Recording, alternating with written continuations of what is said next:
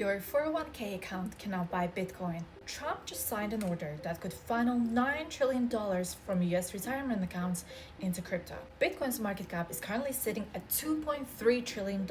That means even a small percentage of retirement funds moving into crypto could change the game completely.